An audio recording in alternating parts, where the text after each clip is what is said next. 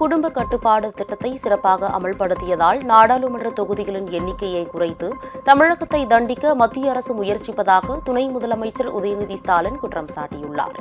முதலமைச்சர் ஸ்டாலினின் 72வது பிறந்த நாளை முன்னிட்டு சென்னை கலைவாணர் அரங்கில் 72 இணையர்களுக்கு திருமணம் நடைபெற்றது.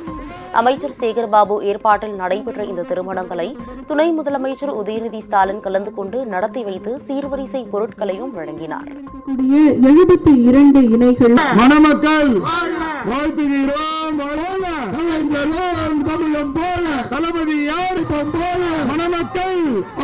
ஒன்றிய அரசு குடும்ப கட்டுப்பாடை வலியுறுத்தி ஜனத்தொகை அதிகமா இருக்கு, அதனால கட்டுப்படுத்தணும்னு சொல்லுது ஒன்றிய அரசு.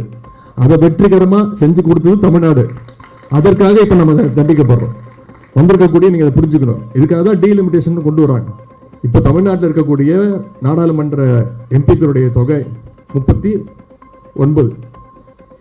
இந்த டீலிமிட்டேஷன் மட்டும் வந்துருச்சுன்னா 31 தொகுதி ஆயிடும். தொகுதி கம்மியாக நமக்கான உரிமைகளை நாம பெற முடியாது.